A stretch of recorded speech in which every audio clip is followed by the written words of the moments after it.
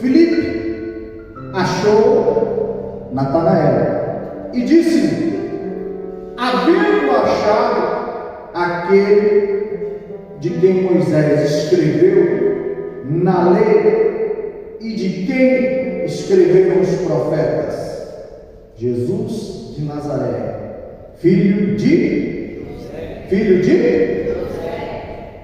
46. Disse-lhe Natanael, pode vir alguma coisa boa de Nazaré? Disse-lhe Filipe, vem e vê. Jesus viu Natanael vir ter com ele e disse dele, eis aqui um verdadeiro israelita, em quem não há dolo ou culpa. Disse-lhe Natanael, de onde me conheces tu? Jesus respondeu e disse-lhe, antes que Filipe te chamasse, te vi eu estando tu debaixo da figueira.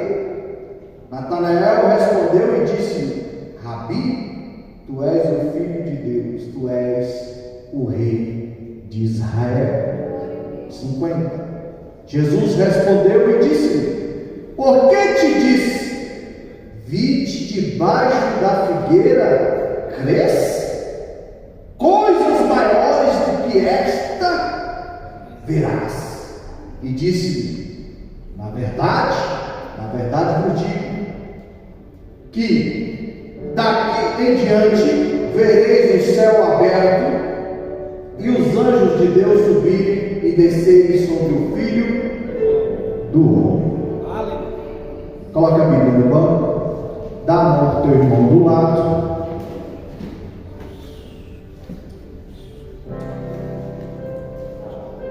Eu sempre falo isso, mas às vezes a gente pede assim, dá a mão para o irmão do lado para a gente orar. E às vezes a gente, o pastor pedir de novo. Só tem um detalhe, o povo passou 400 anos cativo no Egito. E Deus começou a operar a partir do momento que o povo se juntou, se uniu, deram as mãos e fizeram um só clamor. Quando o pregador, o profeta, o orador pedir para você ter as mãos para nós orarmos, lembre dessa história e entenda que neste momento você não está sozinho em uma oração, mas você está num clamor, na coletividade. E pode ter certeza que se você estava no Egito, a partir do clamor da coletividade, Deus pode te tirar do Egito. Então dá a mão para o teu irmão do lado, olha para ele, dá um sorriso, fala assim, ei, Jesus te ama. Fala de novo, Jesus te ama. Fala assim, só para tu não esquecer, Jesus te ama. Fica sabendo, ou melhor, vou te lembrar, você acordou hoje, porque Deus renovou o teu fôlego de vida. Aquele mesmo fôlego que Deus te deu lá no ventre da tua mãe, ele se renova todos os dias, ou melhor, todas as manhãs, quando você acorda. Só por um motivo, não é porque você é bom, não é porque você é melhor, não é porque você é o santão, não é porque você merece, mas é porque Deus te escolheu para te amar, para te dar o fôlego de vida todos os dias, mesmo sem você merecer. Aplauda Jesus e canta agora, misturada. Aleluia. Louvado e engrandecido é o nome do Senhor. Queridos e amados irmãos, lemos um texto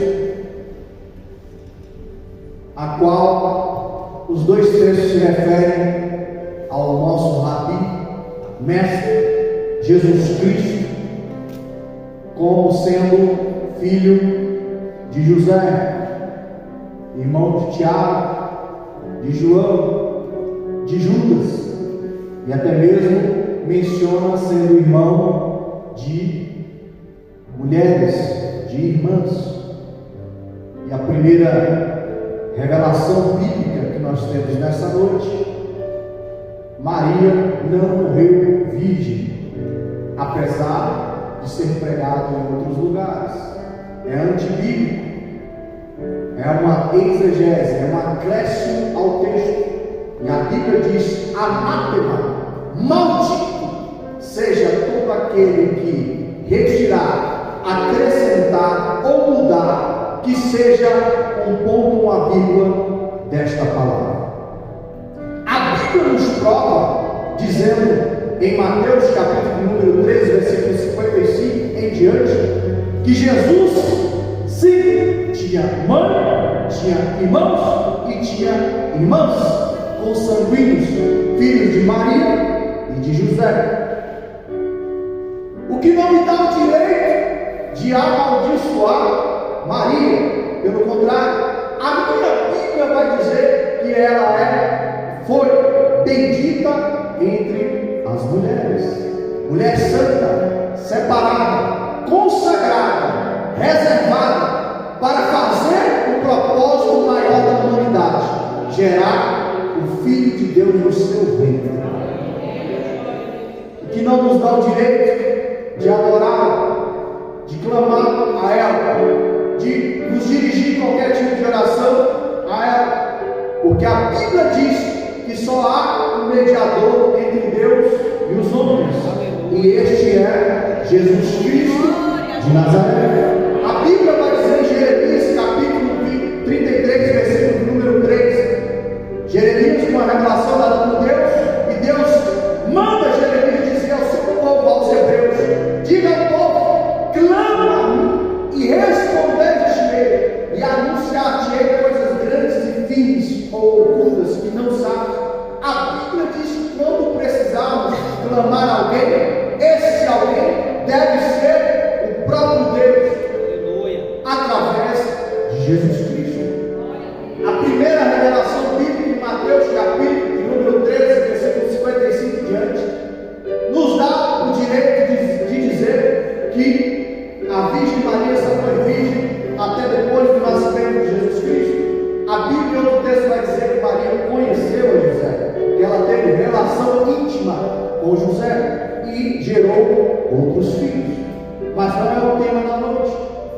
A Bíblia, o texto que nós lemos, afirma categoricamente: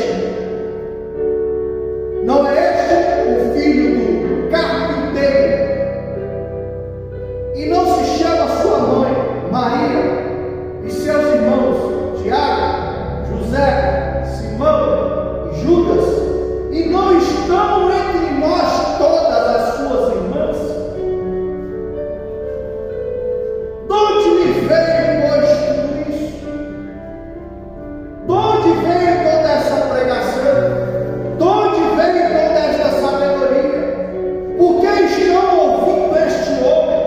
Por que estão parando para dar atenção ao filho do carpinteiro, a uma pessoa simples, a uma pessoa de onde veio, que de lá não pode vir nada de bom? Mas para entendermos isso, nós temos que voltar um pouco na história. Essa história, para entendermos, nós vamos voltar nos patriarcas. Eu vou dar uma pincelada bem rápida. Nós sempre nas orações clamamos, e com isso podemos aprender. Nós clamamos ao Deus de Abraão, Deus de Isaac, Deus de Jacó. Repita comigo: Deus de.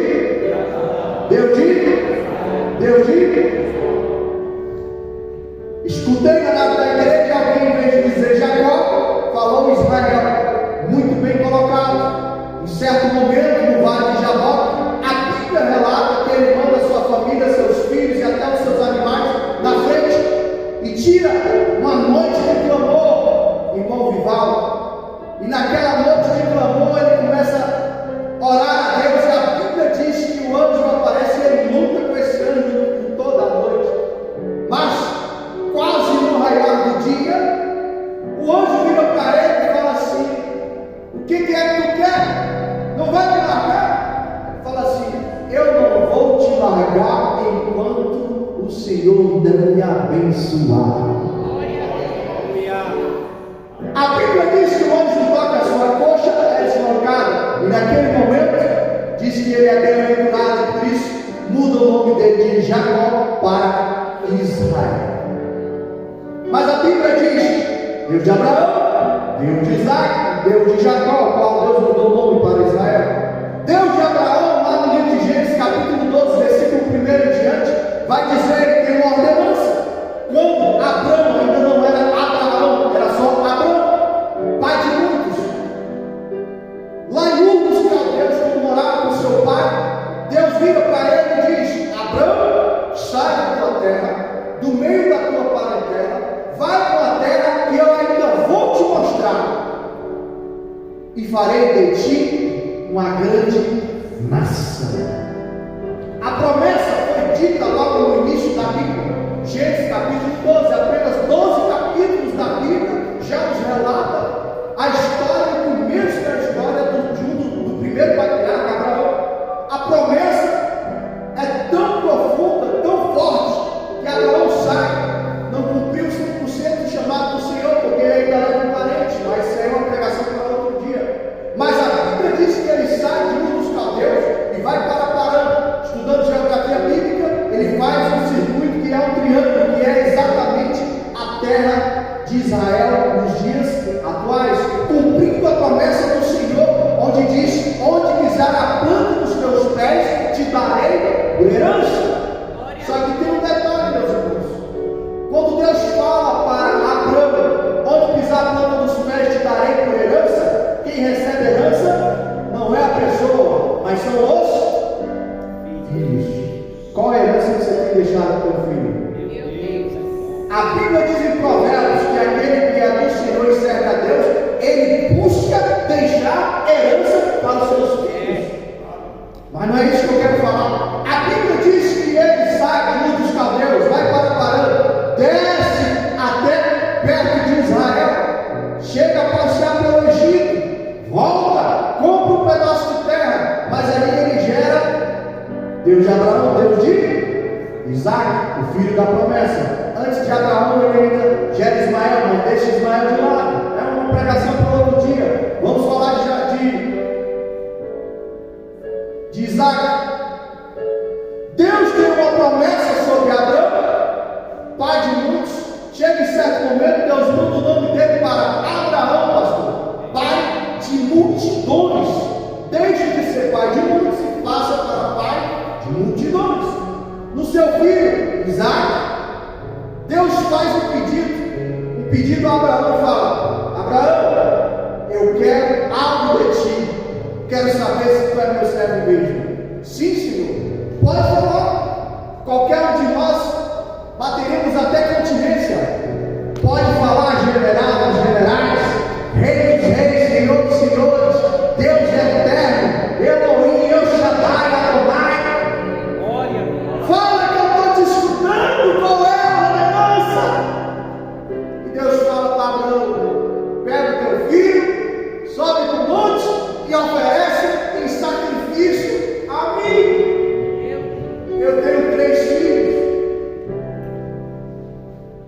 Eu não teria coragem de pegar um filho meu e levar para o sacrifício a Deus. Não posso ser hipócrita. Bom, o irmão tem 3 filhos, um passou pelo vale da sombra da morte e ressuscitou. Mas eu tenho certeza que mesmo assim não teria coragem de colocar e oferecer em sacrifício. Mas sabe o que Abraão faz? Isaac, nós temos uma missão amanhã. O que é, papai? Nós vamos subir ao monte, eu e você. Vamos levar o cerco, ela nos acompanha até certo ponto. A Bíblia diz que eles continua a trajetória, sobe até certo lugar do monte, está o cutelo preparado. Abraão deixa o servo do lado e só sobe ele e Isaac. Quando chega no lugar preparado, ele prepara o lugar do holocausto, ele prepara o lugar do sacrifício. Ele pega o cutelo, a machadinha ou aquela faca, ele deita o menino chega para ele e pergunta: pai, aqui está o altar do sacrifício, Aqui está o cutelo para sacrificar, ali está a lenha para queimar, mas cadê o cordeiro, pai? A Bíblia diz que Abraão vira para Isaac e fala: meu filho, Deus proverá o cordeiro para si. Mas ele não para o plano. Imagino eu, Abraão, chorando nesse momento, se rasgando por dentro, falando: filho que Deus me deu em promessa, neste momento ele me pede. Como é isso? Meu Deus, imagina a batalha travada dentro dele. Gálatas ainda não tinha sido escrito, irmão Bahia, mas imagino ele vivendo o que está escrito em Gálatas capítulo 5, que o Espírito milita contra a carne 24 horas, incessantemente, para que a gente não faça o que a gente quer, o que é racional. O que era racional? Obedecer a Deus, ouvir a voz do Senhor. Mas ele não titubeia. Ele pega o menino, ele deita na mesa do holocausto, ele pega o cutelo e chega ao ponto de levantar os céus. Ora a Deus, e quando ele vai baixar no último minuto dos 49 minutos do segundo tempo, e Deus grita do céu: Abraão, não faças derrubar o menino, porque o cordeiro está do seu lado. A Bíblia diz que quando eles olham, tem o cordeiro amarrado do lado. A Bíblia diz que eles pegam, o menino levanta: pai, Deus proveu o cordeiro. Foi, meu filho, vamos oferecer sacrifício ao nosso Deus. Porque está tremendo. Eles oferecem o cordeiro em sacrifício. Desce, continua a vida. Só que eu te contei toda essa historinha de Abraão, Isaac no sacrifício para chegar até o momento da promessa. E aí vem uma outra promessa sobre ele. E Deus faz o que está relatado na Bíblia só esta vez e citado no livro de Hebreus. Porque neste momento Deus vira para Abraão e fala: Abraão, porque não me negaste teu filho? As promessas que eu te fiz, eu vou cumprir isso, jurando, não por outro, porque não existe quem acima de mim, então eu juro por mim mesmo. Neste momento, Deus bota em xeque a existência de tudo que existe. Em outras palavras, ele estava falando: se eu não cumprir o que eu estou te falando, eu extermino tudo, eu acabo com tudo. Deus jura pelo seu próprio nome. Aleluia. É tão forte que é citado no livro de Hebreus, carta aos Hebreus, capítulo 6, versículo 10. Deus não é justo para esquecer da obra das vossas mãos, para assim como aqueles que pela fé e perseverança alcançaram as promessas deste livro, assim também alcançam. Assim como ele jurou pelo seu próprio nome. É forte. A promessa já tinha sido feita. Deus faz uma prova com ele. Ele passa por aquele momento de provação. Efésios capítulo 10, capítulo 6, versículo 10 diante. O dia da provação, ele vem. Esse foi o dia da provação de Abraão. Entregar o seu único filho, que Deus pediu, sacrifício, ele mesmo estando sacrificando. Mas quando ele passou pela provação, ele foi aprovado. Qual aprovação você tem passado? Chega aos pés da aprovação de Abraão? Tem coragem de entregar o teu filho? O que Deus colocou na tua mão? O que Ele colocou na tua mão e pediu para você, e você ainda não teve coragem de entregar? Aqui eu consigo entrar no dízimo tranquilamente. Deus te dá 100%, a Bíblia diz para devolver 10% no Senhor. E a gente diz: não é meu dinheiro, é meu, só teu. Abraão poderia ter orado para Deus, pastor, e falar: teu filho é meu.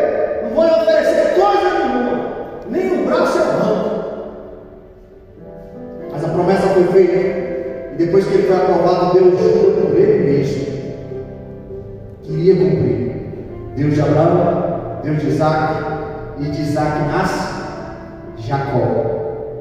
A Bíblia diz que ele nasce grudado no calcanhar de Esaú. Eu gosto de conjecturar e pensar que Jacó estava na frente e Esaú deu um jeito de sair primeiro da barriga. Imagina Jacó segurando o pé: é na minha vez, é você primeiro.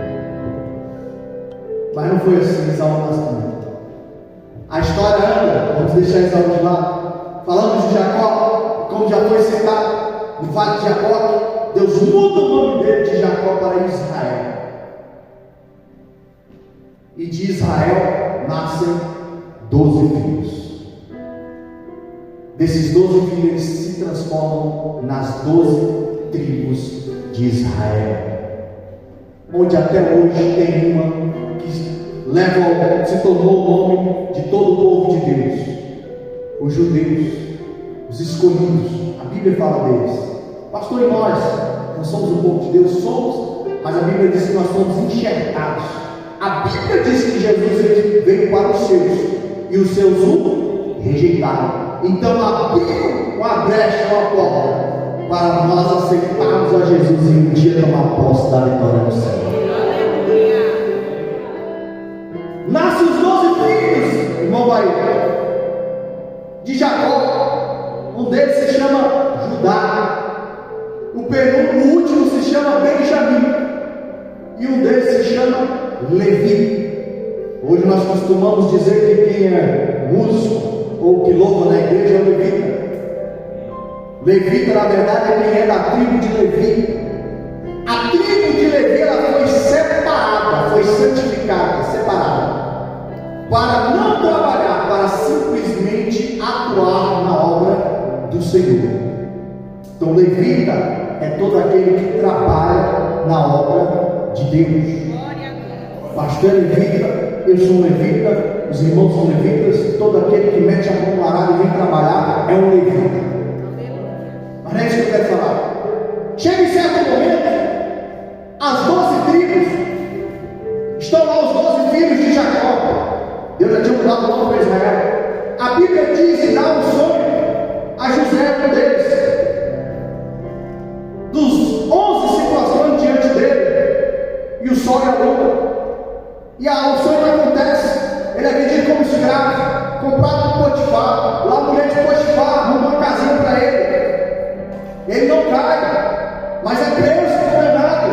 Na prisão ele vai lá e interpreta o sonho de do copeiro do rei, e diz: olha, tu vai ser solto. Quando tu estiver lá, lembra de mim. Aleluia. O sonho se realizou. Quando o outro preso olhou e falou: rapaz, esse cara sabe interpretar sonho, interpreta o meu. Fica sabendo que tu não passa dessa noite, vão cortar a tua cabeça. Meu Deus. O sonho se cumpriu, mas mesmo assim José ainda passou mais de 2 anos lá preso. A Bíblia diz que depois de 2 anos, Faraó tem um sonho: 7 vacas gordas, 7 vacas magras, depois 7 espigas cheias, depois 7 espigas vazias, consumidas. E não havia quem interpretasse. Mandou chamar todo mundo que interpretasse e matar todo mundo.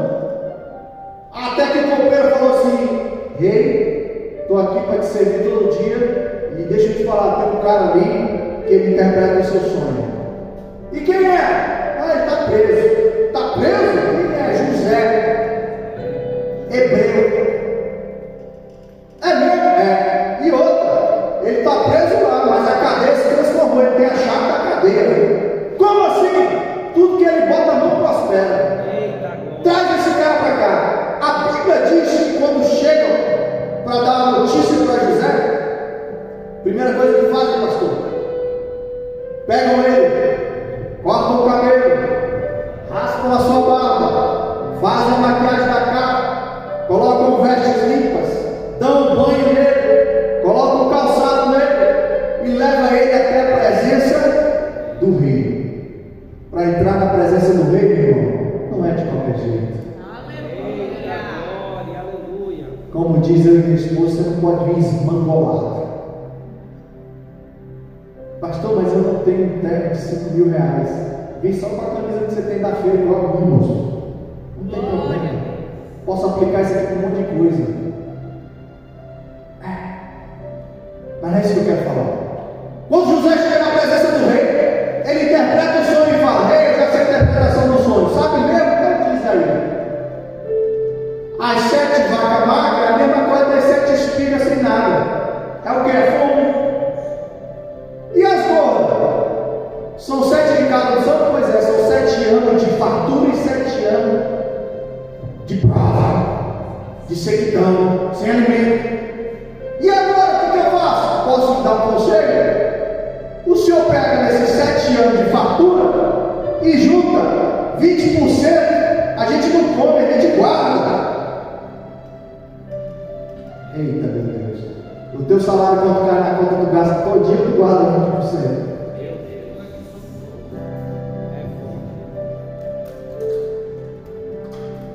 Pastor, não dá para pagar as contas, porque tu fez conta demais.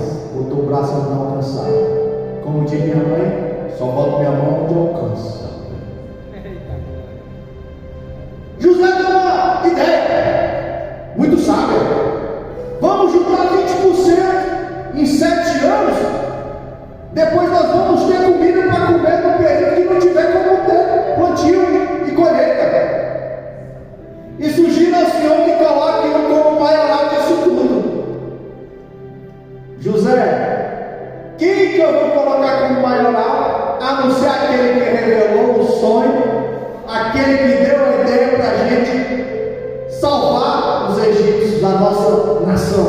É você. Você a partir de hoje é governador. Já está banhado, cabelo cortado, barba feita, está calçado, está limpinho, cheiroso. Agora vem cá que está faltando uma coisa, o quê? A Bíblia diz que o rei tira um anel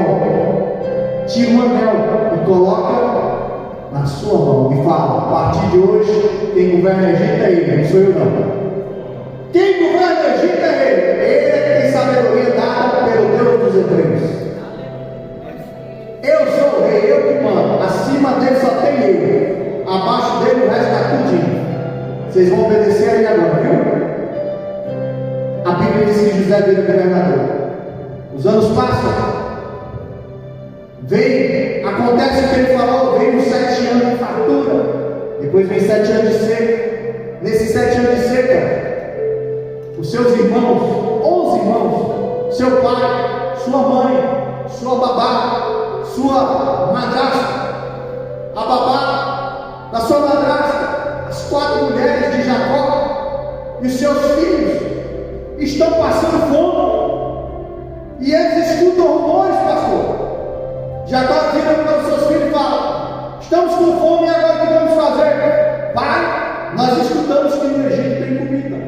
Nós temos algumas economias. Vamos ir lá e vamos comprar. A Bíblia diz que eles vão até o Egito, compram comida. Mas lá eles são reconhecidos por quem? Por José. José os reconhece. E nesse momento, se é um crente vingativo, meu irmão, tinha matado tudinho. Tinha feito eles passar uma prova, irmão Rivaldo. Quantos de nós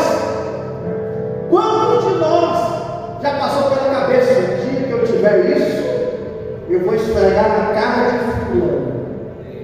O dia que Deus me dá um carro, eu vou passar lá na porta, só para ver o que eu tenho. Tenho fé em Deus, que um dia Deus vai me abençoar só para eu mostrar para aqueles que me humilharam. Deixa de ser besta.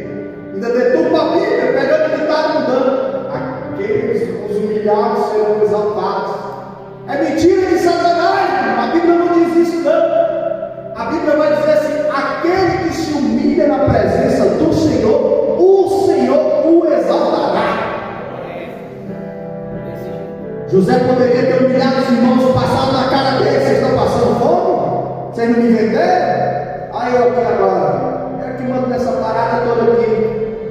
Mande todo mundo, até no general, que um dia me prendeu por causa da mulher dele. Quem manda agora sou eu. Mas ele não faz isso. Ele usa um ingrediente que é necessário na vida de todo cristão. Sabe qual? Misericórdia. Misericórdia.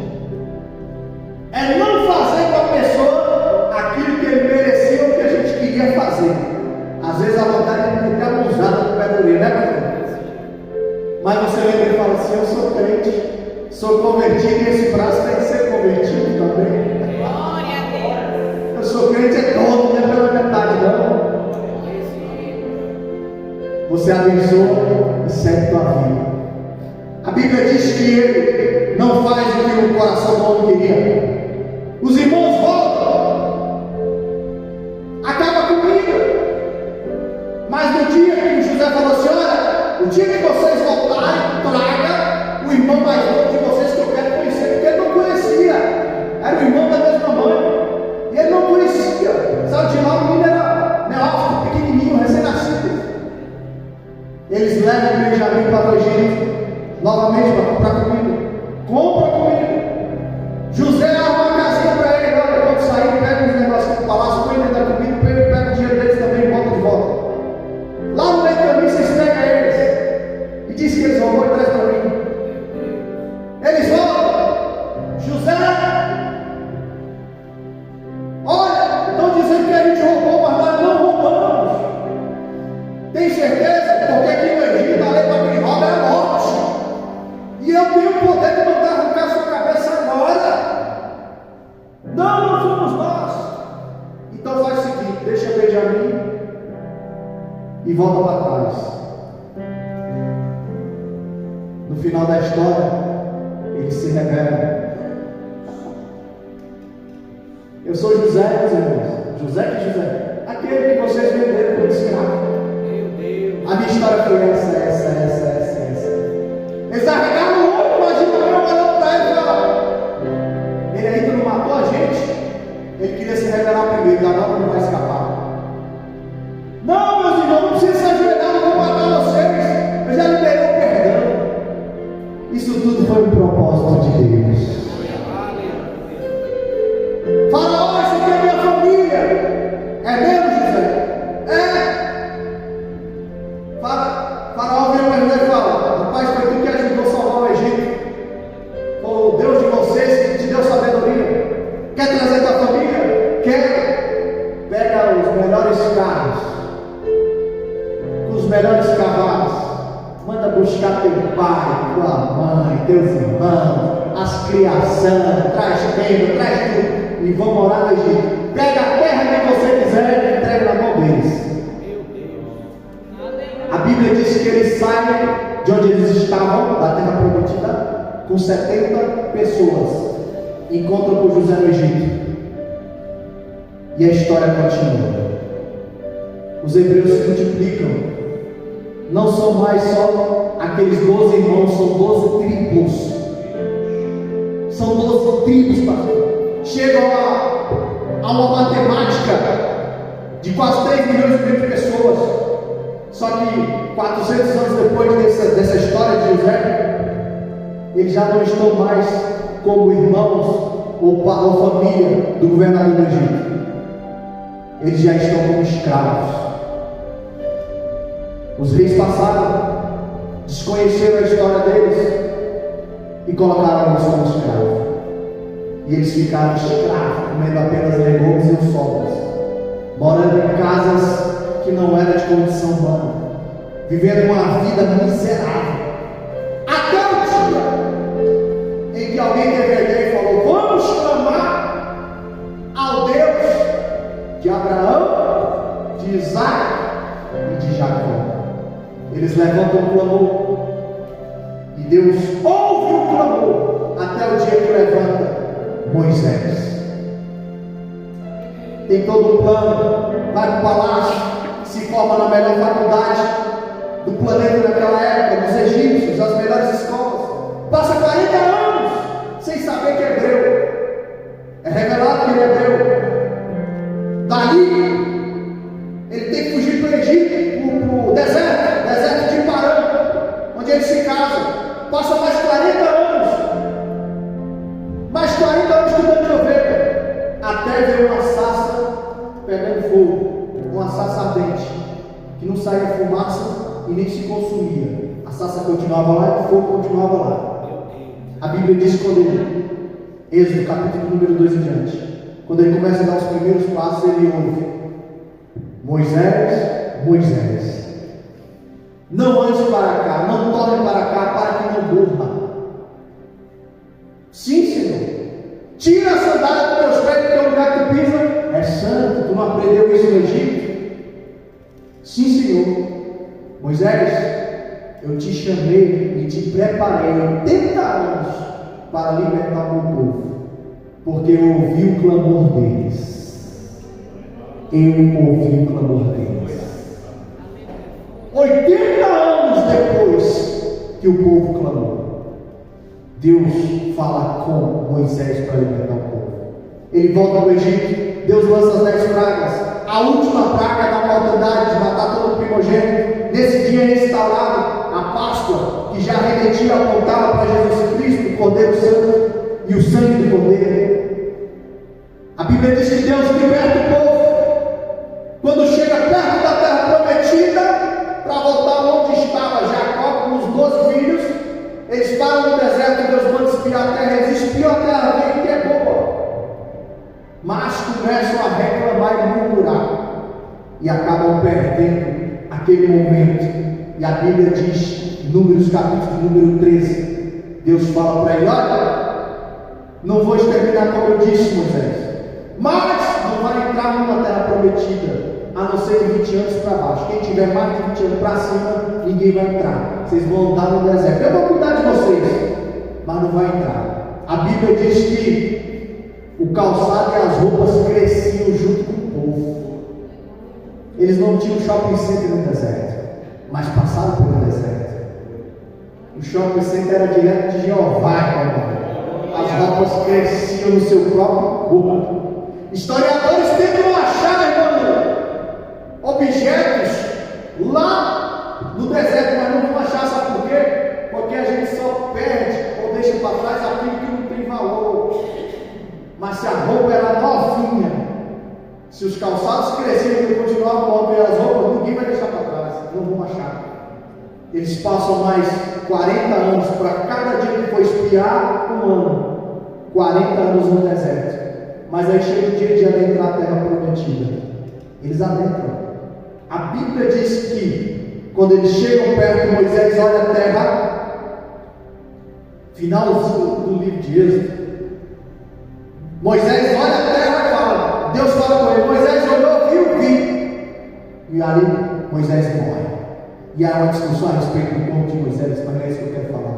E aí passa para o sexto livro da Bíblia, o livro de Josué, do capítulo 1, versículo 1 ao versículo 9, por 3 vezes Deus fala com Josué: esforça-te e tem de bom ânimo, assim como eu fui com Moisés, serei contigo. Tão somente medita na minha palavra de dia e de noite, para que não te desvie nem para a esquerda e nem para a direita, e assim será bem sucedido em tudo que fizeres. Quer ser bem sucedido? Não te desvia da palavra de Deus. Mas não é isso que eu quero falar. Eles adentram a terra prometida, tomam posse. Cada tribo é colocada no seu lugar. A única que não recebe terra é a tribo de Levi, porque eles não podiam ter terra em posse, porque eles estavam ali para cuidar das coisas do templo. É instaurado o templo, é construído ali por Davi. E aí vem o primeiro rei da história, meu pastor. E é conhecido, lançado sorte, um rei escolhido por homens, Saul. A história diz que chega ao ponto de Saul fazer tanta bobagem, e no livro de Samuel vai dizer um texto que nós sempre citamos: é melhor obedecer do que sacrificar. Esse texto foi dito pelo profeta Samuel ao rei Saul. Saul, Deus não quer o teu sacrifício, Deus quer que você obedeça a palavra dele. É melhor obedecer do que sacrificar, porque se obedecermos não precisamos nem sacrificar. A Bíblia diz que o primeiro rei foi Saul. Depois dele vem um rei escolhido por Deus, Davi, ainda jovem, 16 anos. É escolhido o menor da casa de Jessé. Deus escolhe Davi e vem o terceiro rei, filho de Davi, Salomão. Ele constrói o templo. O quarto rei da minha sucessória, pastor, seria Roboão. Mas ele aumentou os impostos. E em vez de ouvir o conselho dos sábios e dos anciões, como diz a Bíblia, ele preferiu escutar o conselho dos novinhos. Deixa eu te falar uma coisa, meu irmão. Teu amigo da escola não tem muito conselho bom para te dar, não, viu? Você que está te chamando por errado, pode ter certeza que vai estar errado e tu vai se ferrar. Escuta o conselho dos sábios e dos mais velhos. A Bíblia diz que o reino é dividido nesse momento. Roboão fica com o reino do sul. Ficam com 3 tribos,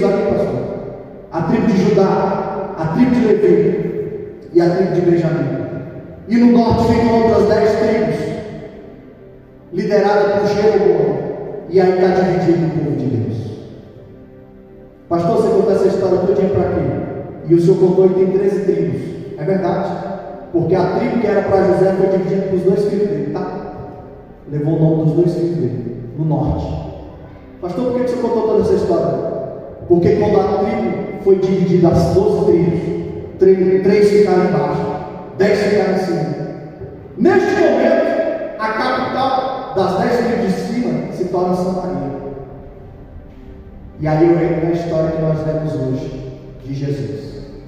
Sabe de onde Jesus era? Jesus nasceu em Belém, no Reino do Sul, mas ele morou e se criou em Nazaré, na terra do seu pai.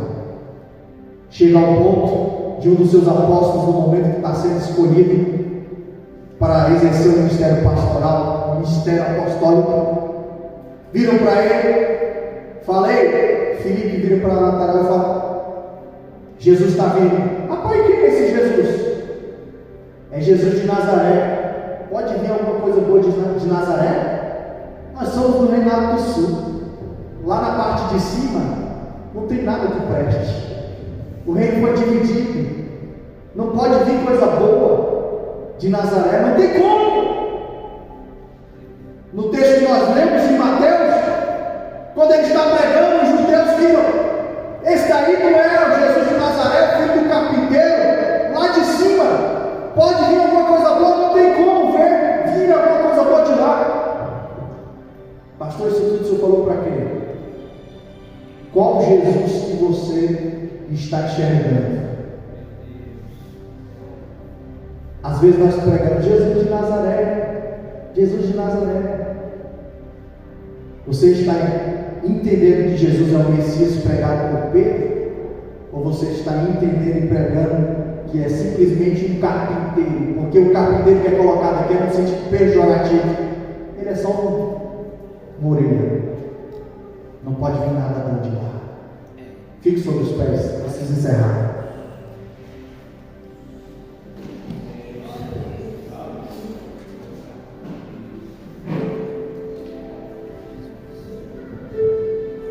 Chega ao ponto de menosprezarem Jesus pregando. Chega ao ponto de um daqueles que se tornou apóstolo questionar a idoneidade e a santidade e a veracidade de Jesus Cristo. Pastor, não, mas eu já confessei a Jesus e creio que Ele é o Messias. Deixa eu te falar uma coisa, meu irmão. Da boca é muito fácil falar. Da boca eu falo o que eu quiser. Isso é tão forte no meio da humanidade que se você for fazer um negócio, você precisa de um documento que só tua palavra não vale. Precisa ser anotado com testemunhas, carimbado, registrado dia e a hora, dizendo tudo que está lá. Só palavras o vento leva. O que vai determinar se eu sou um cristão ou não são as minhas atitudes. Tem gente que diz: não estou importando com o que dizem de mim. Mas Jesus importou. Certa feita ele chega para Pedro e pergunta, para os apóstolos perguntam: vem cá, o que estão dizendo aí na multidão a meu respeito? Jesus queria saber o que estava pensando dele. O que estão falando de mim a meu respeito? Estão dizendo que o Senhor pode ser Elias, pode ser Moisés. E vocês, o que estão pensando, vocês que estão aqui comigo? Pedro vira para ele e fala: tu és Jesus Cristo, o Messias, o Filho de Deus, aquele que veio para salvar a humanidade. A Bíblia diz que Jesus vira para Pedro e fala: bem-aventurado és tu, Pedro, porque não foi nem carne nem sangue que te revelaste, mas foi o Espírito. Pedro, eu espero sobre essa pedra edificarei na igreja, sobre essa verdade que você está falando, que eu sou o Salvador da humanidade, o Messias. Eu vou edificar na igreja. Qual Jesus que você está acreditando? Qual Jesus que você está vivendo? O Jesus que Pedro disse que ele era o Messias? Ou simplesmente o Jesus vindo lá de Nazaré, aquele carpinteiro assim? Curva tua cabeça, fecha o teu olho.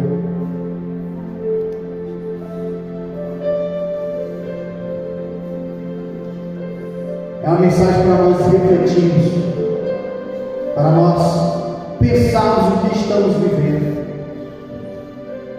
Será que se Jesus parar nesse momento e analisar nossa vida, nós vamos nos encontrar na posição do apóstolo Pedro ou do apóstolo Natanael, que questionou e ele era um simples carpinteiro, ou ser aquele Pedro que respondeu de pronto que era o Messias? Teu testemunho na comunidade, na humanidade, está dizendo que você é um pequeno Cristo, é um cristão? O que dizem sobre você importa. O teu testemunho importa. A Bíblia diz que até para escolher obreiros tem que ser de bom testemunho. Levanta as mãos aos céus. Quero orar pela tua vida. Ora comigo. Pai amado e querido, neste momento nós clamamos ao Senhor. Não estamos clamando, menosprezando o Nazareno, inferiorizando porque ele veio de Nazaré. Não.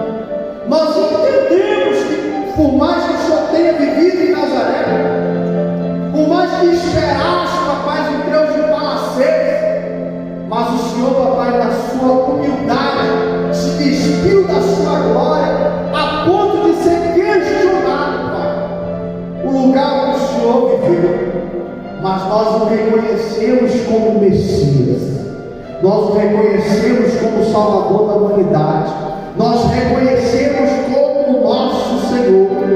Neste momento pedimos a Ti, meu Deus, meu Pai, age nas nossas vidas e nos mostra o que precisamos, papai, mudar para dar bom testemunho do Senhor, para que as pessoas enxerguem em nós, papai, o Cristo verdadeiro, para que nós, papai, através do nosso testemunho, papai, não venhamos escandalizar o teu nome.